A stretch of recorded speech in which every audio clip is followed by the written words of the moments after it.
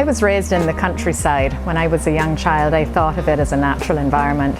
I spent my formative years moving from one rural environment to another, and later understood that these landscapes, rather than being natural terrain, were perfectly manicured plantations, where varieties of sugarcane were carefully bred and planted in 5-foot by 5-foot plots in ploughed fields.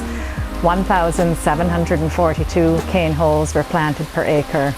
There wasn't anything natural about the plantation. Since the early 17th century, this land has been deforested, mapped, farmed, and under surveillance as Britain's first sugar isle. Those actions, under the guise of empire, expansion, and progress, contributed to what is now understood as the birthplace of the Anthropocene or the Plantationocene, the era of environmental transformation and climate collapse. What was once understood as a passive space has transformed. The lands are now showing agency, rupture, and abundance. I try to listen to it with another ear, and I wonder if we listen to it more carefully, what we might hear and what we might learn about it and about ourselves. My work straddles biography and history, focusing on post-plantation economies by engaging with this particular landscape here in St. George, Barbados, where I've been located for the last 20 years. It was a former 17th century sugar plantation and converted to a dairy farm more than 35 years ago.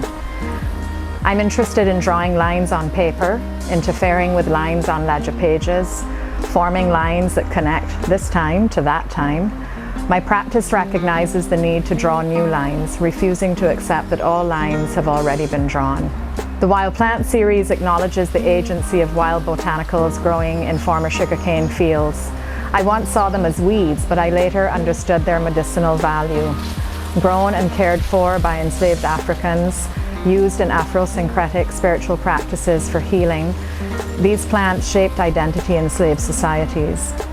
I now see these plants as active agents in the process of healing the soil, re-emerging centuries later to assert themselves against the backdrop of a dying sugar industry. When I walk the fields, I find porcelain and ceramic shards in the soil, which I've incorporated into the work called bush tea services.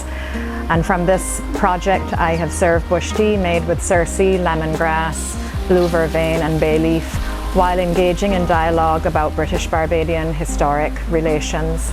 I was surprised when speaking with London-based participants by their lack of understanding regarding our shared history and how the landscape was transformed by the Colonial project to modernize their society.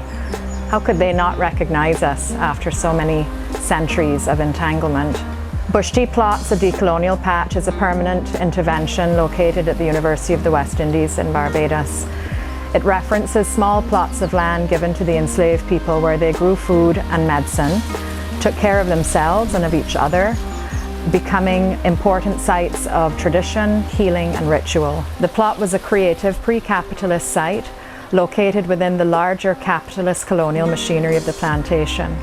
It resisted the dynamic of the plantation and became a space for the creative imaginary, the nurturing of spirit and of memory. My current commission is developing an apothecary at Walker's Reserve in St Andrew. It's located in the Scotland district. It's called the Garden of Hope, and it's located on what was the 17th century sugar plantation.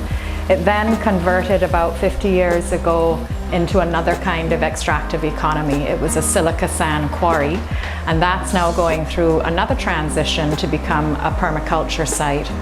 The Garden of Hope is dedicated to indentured women, invisible women who eked out a living in the harsh landscape of the Scotland district, as well as the women and girls who were listed in the 19th century slave registry for walkers.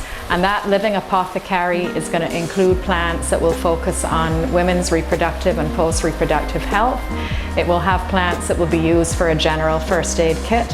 And the apothecary will sit within the larger, hopeful vision of a post-plantation regenerative landscape.